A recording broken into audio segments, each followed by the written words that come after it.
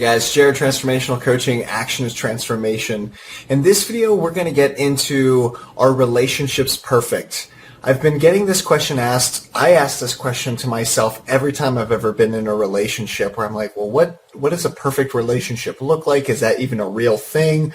Should I be trying to, what is a perfect standard? Is perfection actually accomplishable? What does that look like? And the simple answer I got was no.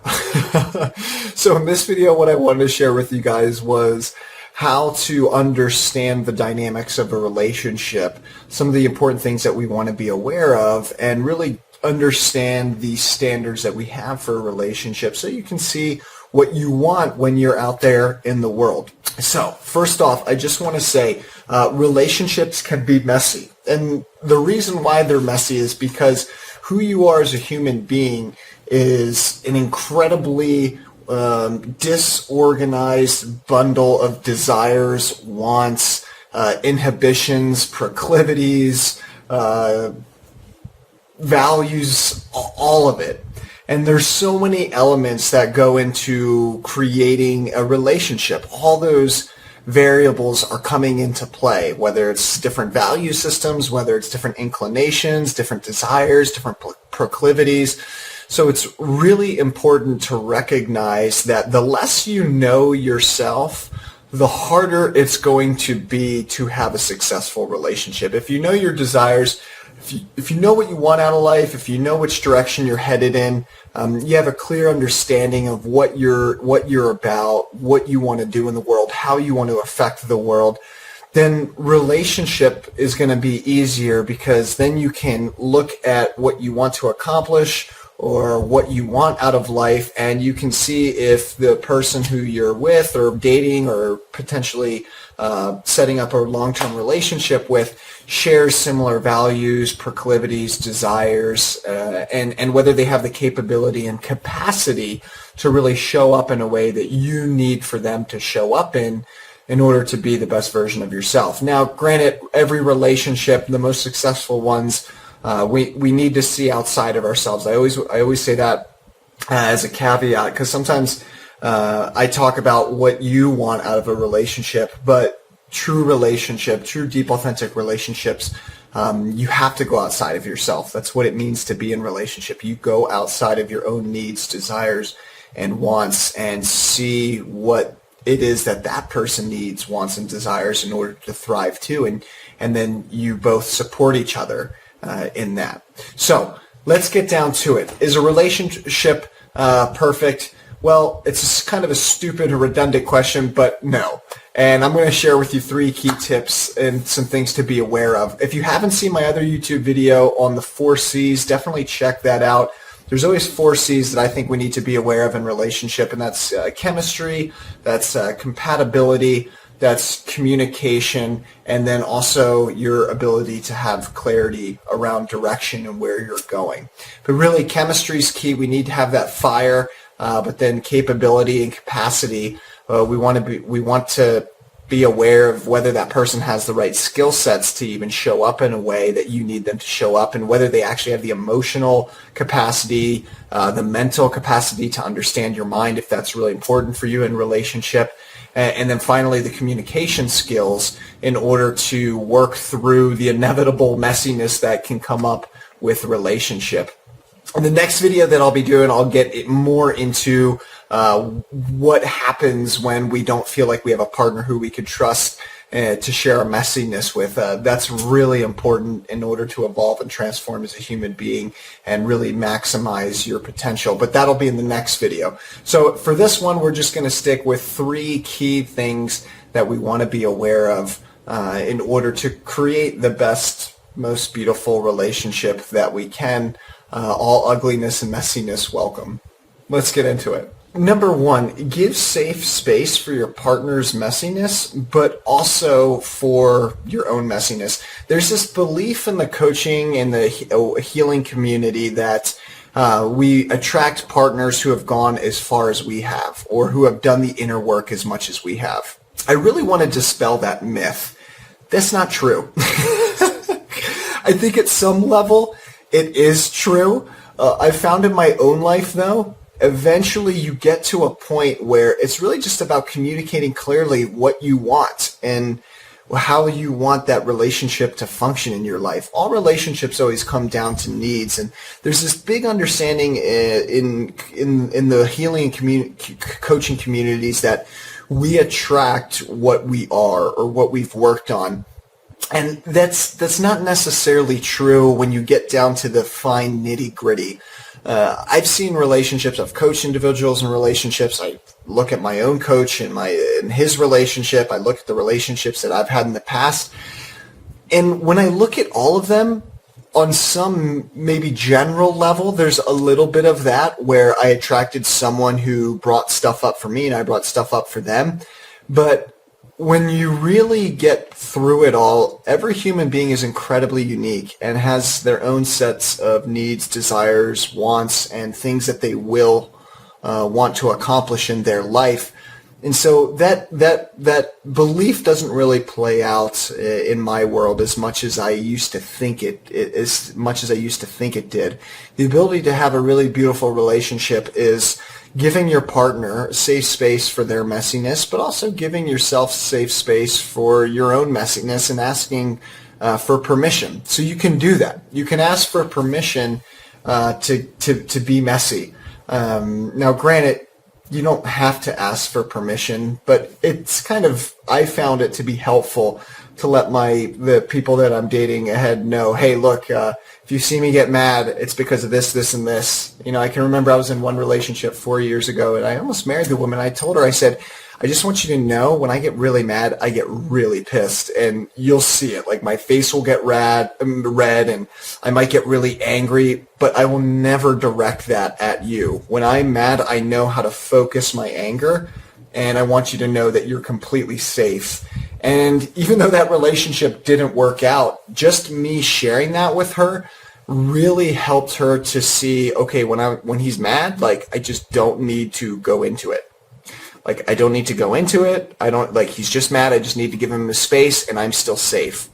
So it's important to create those boundaries for yourself and those perceptions and manage those perceptions in the relationship.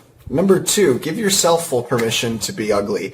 There was a lot of time, I've coached a lot of individuals over the last 4 years, and I've done a lot of my own therapy and healing work over the last decade and coaching and all that other great stuff. And what I found was that a lot of the times we're afraid to get fully messy because some people actually don't have the capacity or the capability or the willingness to hold space for us when things get messy. So it's okay. It's okay to be messy. It's okay to have that dark, deep stuff come up. It doesn't hurt to give your partner a heads up. And like I did with my one girlfriend years ago, I let her know what happens when I get mad or frustrated, and I saw where that might potentially scare her, so I let her know ahead of time. But the important thing here is to allow yourself the messiness to come to the surface, because when you allow the messiness to come to the surface, a beautiful thing happens. You get to embrace the fullness of your being, not just the good parts that you like to show off to others, but also the bad parts that you might try to hide from others. For me, there was plenty of times in relationship where I thought I had to show up a certain way in order for the person to love me or to not run away. The truth of the matter is, if it's a relationship worth keeping and that person's done the work and they have a real heart for you and they see something within you, they're going to show up and they're going to be okay with that messiness. And it's really a question about capacity, capability, and communication. Make sure those skills are there and in place so when that ugliness does come up, you can work with it. It's really important to do that. After all the transformational work that I've done on myself and with other individuals, I've really found that human beings all have a natural program to blossom and to do really well in life.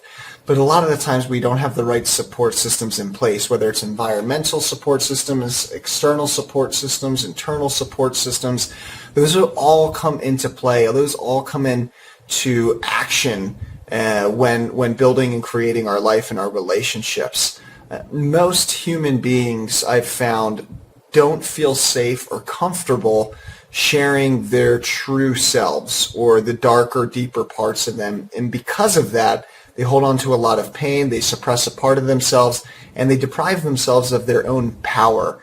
And that can be used out there in the world. The very things that you might be repressing or running from within yourself are the very things that society's probably not accepting as well too. And we're evolving together. Everyone's evolving together in this. We're all in this together. So it's really important to give yourself that space for your own messiness. You don't have to hide it.